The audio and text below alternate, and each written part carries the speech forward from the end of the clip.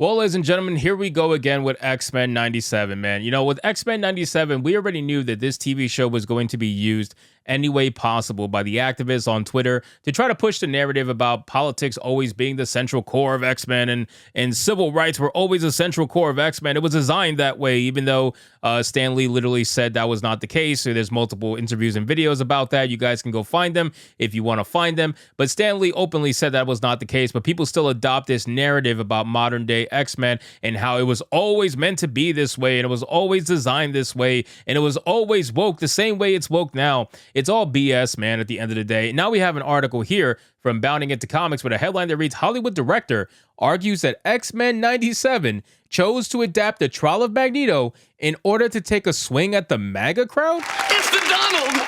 Oh my God!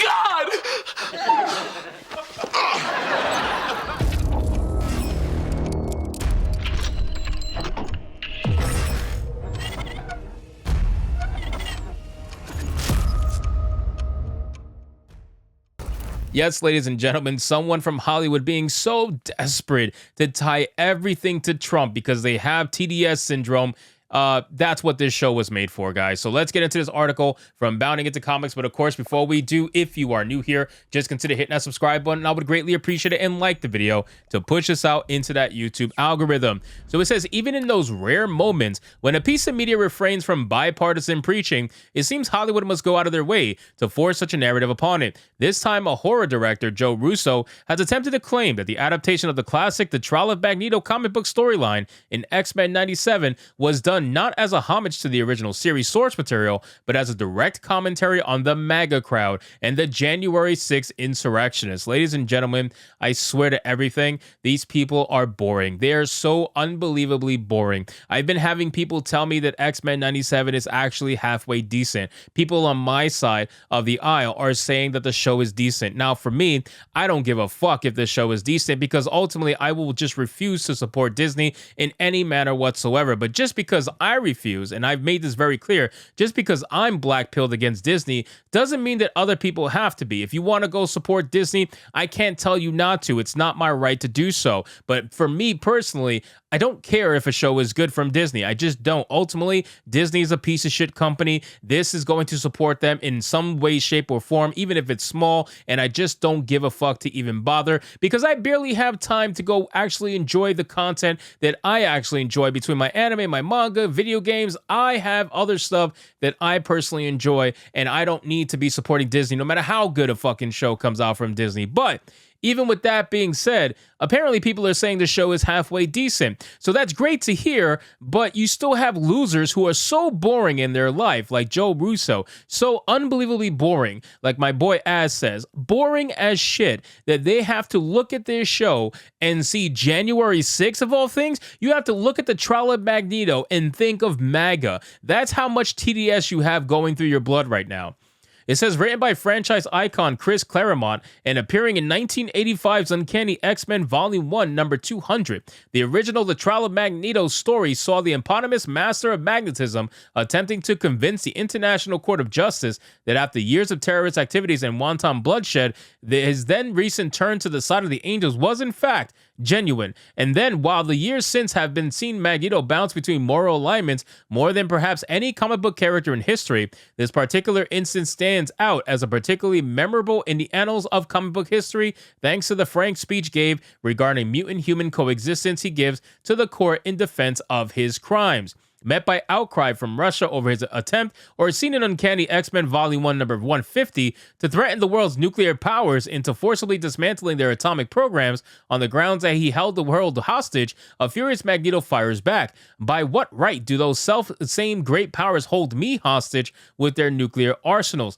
I am a citizen of neither the United States nor the Soviet Union, yet they possess the capability to slay me and mine. He continues, I live, I prosper solely because two men, the American and the USSR presidents on opposite sides of the globe, choose to keep the peace. I can just as easily as arbitrarily be condemned. Unlike others, however, I have the power to do something about it. I thought mistakenly those nations would be best understand their own language of violence. Unfortunately, force began force, and as always, innocence paid the price. A price I discovered too late that was too high. So, I mean, that's a great fucking speech, and that's great writing, and that's writing from a way back time that people just do not have the ability to do now, unfortunately. We are too busy with activist writers that they just don't have the capability of writing something as fucking grand as what we just read. But that was a damn good paragraph. That was a damn good speech, and I'm sure it gets better in that comic book. It says, pressed as to whether he still seeks domination of the world, the mutant leader further explains, my goal has not changed, but my methods have. So again, ladies and gentlemen, they're showcasing the actual original source material from the comic book that the show is based off of, and yet you have these losers. They want to make it seem as if this is about January 6th, ladies and gentlemen. It's just so unbelievably cringe, and it comes from a place of complete tourism. Joe Russo is acting like a tourist. He's unbelievably boring, and he just can't get Trump out of his mind.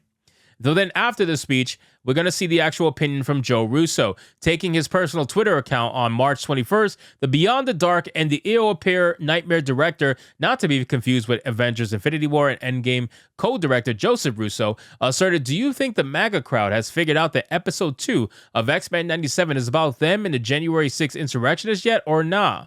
Man, this guy's a fucking retard.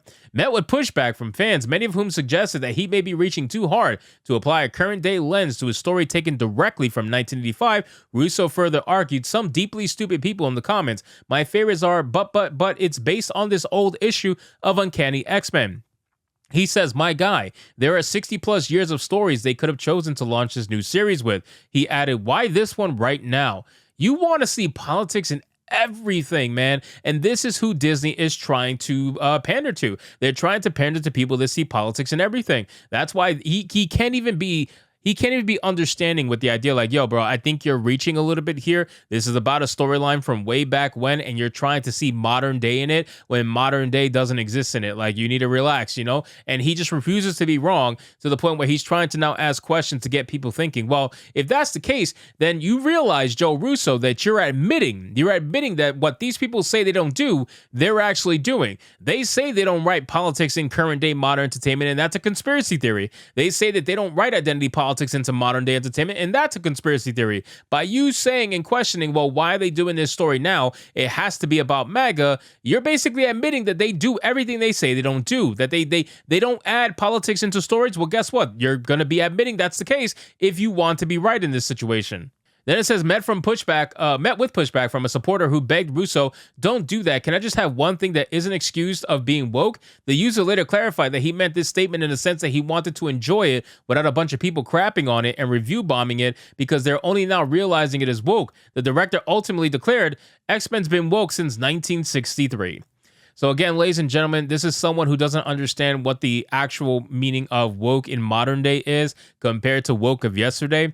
It hasn't been the same. The meaning is completely different. The actual methods of wokeness is completely different, and it just doesn't apply to what woke used to be back in the day. Not only that, Stan Lee never had the idea in his mind to make this a woke series. People just see certain things in the X-Men, and Stan Lee very clearly explained what his intent was when making X-Men. So you can think of what you want regarding X-Men, but ultimately you're going to have these people refusing to admit they were wrong about anything, and they're so desperate to see Trump and everything that they want to see this actual show based off something that's been around since 1980s. They want to see MAGA in this now. Why? Reasons. So anyway, guys, thank you so much for watching this video. I hope you did enjoy it. If you did, consider leaving me a subscribe. I would greatly appreciate it. Don't forget to like the video, comment, let me know what you thought, and I'll see you guys on the next one.